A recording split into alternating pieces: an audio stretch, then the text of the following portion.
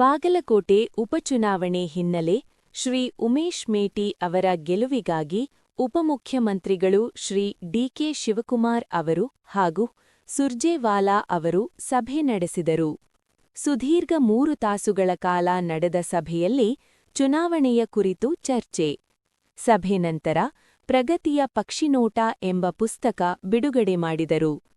ದಿವಂಗತ ಶಾಸಕ ಎಚ್.ವೈ. ಮೇಟಿಯವರ ಅಭಿವೃದ್ಧಿ ಕಾರ್ಯಗಳನ್ನು ಒಳಗೊಂಡ ಪುಸ್ತಕವನ್ನು ಬಾಗಲಕೋಟೆಯ ಹೊರವಲಯದ ಖಾಸಗಿ ಹೋಟೆಲ್ನಲ್ಲಿ ಮಾನ್ಯ ಉಪಮುಖ್ಯಮಂತ್ರಿಗಳು ಹಾಗೂ ಸುರ್ಜೇವಾಲಾ ಅವರಿಂದ ಬಿಡುಗಡೆಯಾಯಿತು.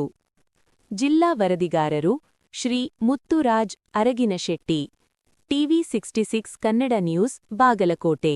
ನಿಮ್ಮ ಸ್ನೇಹಿತಗಳೇ, ವೇದಿಕೆಯಲ್ಲಿರುವಂತಹ ಎಲ್ಲ ನಮ್ಮ ಪಕ್ಷ ಹಾಗೂ ಸರ್ಕಾರದ ಎಲ್ಲ ಮುಖಂಡಗಳೇ, ತಾವೆಲ್ಲ ಮಾಧ್ಯಮದವರು ರಾಜ್ಯದ ಜನತೆಗೆ, ರಾಷ್ಟ್ರದ ಜನತೆಗೆ ಈ ಚುನಾವಣೆಯ ವಿಚಾರಗಳನ್ನ ತಾವು ಏನ್ ನಡೀತಾ ಇದೆ, ಏನ್ ನಡೆದಿದೆ ತಾವೆಲ್ಲ ತಿಳಿಸಿದಿರಿ. ಬೈ ಎಲೆಕ್ಷನ್ ಬಂದಿದೆ.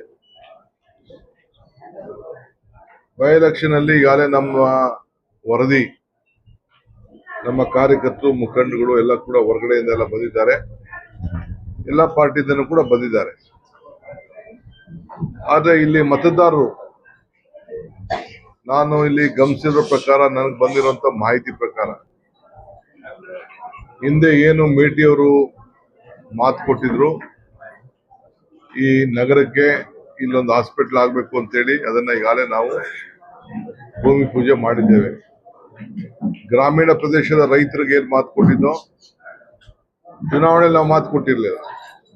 ಬೊಮ್ಮಾಯಿಯರವರು ಫೇಲ್ ಆಗಿದ್ದು, ಅದನ್ನ ಅವ್ರಿಗೆ ನಾವೀಗ ಕನ್ಸೆಂಟ್ ಅವಾರ್ಡ್ ಕೊಟ್ಟು ಅದು ಕೂಡ ಈಗಾಗಲೇ ಚಾಲನೆ ಮಾಡಿ ಚೆಕ್ಗಳು ಕೊಡುವಂತ ವ್ಯವಸ್ಥೆಯನ್ನು ನಾವು ಮಾಡಿ UKP 3ಗೆ ಮಾಡಲಿಕ್ಕೆ ಅಸೆಂಬ್ಲಿಲೂ ಕೂಡ ಒಂದು ನಿರ್ಣಯವನ್ನ ಗೇಟ್ ರೈಸ್ ಮಾಡಲಿಕ್ಕೆ ನಾವು ಮಾಡಿದ್ದೇವೆ.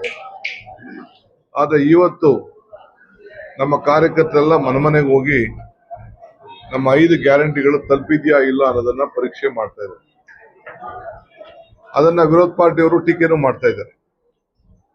ಆದ್ರೆ 5 ಗ್ಯಾರಂಟಿಗಳು ಇವತ್ತು ಎಲ್ಲರೂ ಕೂಡ ಮಾಹಿತಿ ತೆಗೆದುಕೊಂಡಾಗ, ನಾವು ಹಿಂದೆ ಬಿಜೆಪಿಗೆ ಹಾಕಿದ್ದು ನಮ್ಗೇನು ಸಹಾಯ ಆಗಿರ್ಲಿಲ್ಲ, ಆದ್ರೆ ಮುಂದಕ್ಕೆ ನಿಮ್ಮ ಋಣವನ್ನ ತೀರಿಸ್ತೇವೆ ನಾವು ಅಂತೇಳಿ 5 ಗ್ಯಾರಂಟಿ ಪಡ್ಕೊಂಡಂತ ಎಲ್ಲ ಜನ ಉಪಕಾರ ಸ್ಮರಣೆಯನ್ನ ತೋರಿಸ್ತಾ ಇದ್ದಾರೆ.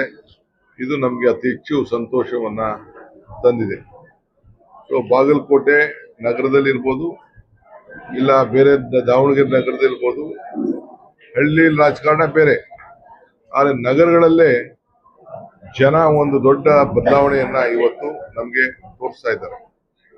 ಸೊ ಅದಕ್ಕೆ ನಾನು ಎಲ್ಲ ನಮ್ಮ ಮತದಾರರಿಗೆ, ಕಾರ್ಯಕರ್ತರಿಗೆ, ಅವರೆಲ್ಲರೂ ಕೂಡ ನಾನು ಅಭಿನಂದನೆ ಸಲ್ಲಿಸಲಿಕ್ಕೆ ನಾನು ಪ್ರಯತ್ನವನ್ನು ನಾನು ಮಾಡ್ತೇನೆ.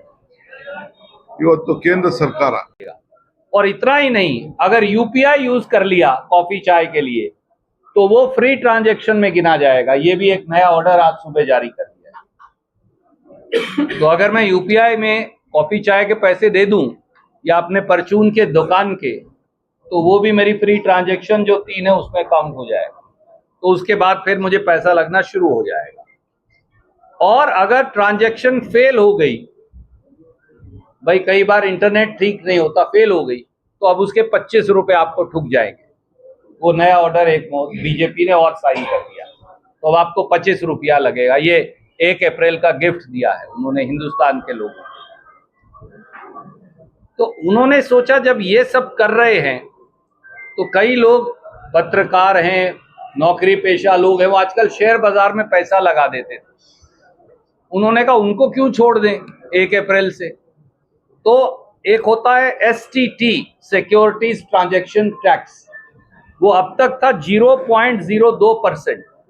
उन्होंने कहा ये भी बढ़ाई दो, लगे हाथ, कोई 1,50,000 करोड़ और इकट्ठे करो, तो उसे 0.05% कर दिया है 1 अप्रैल से. और आज से सारे FMCG गुड्स, साबुन, तेल, सब महंगे हो जाने वाले, टूथब्रश, टूथपेस्ट इत्यादि इत्यादि. तो बीजेपी है तो महंगाई है, इसीलिए उसे कहते हैं अति हेचु बेले एरिके।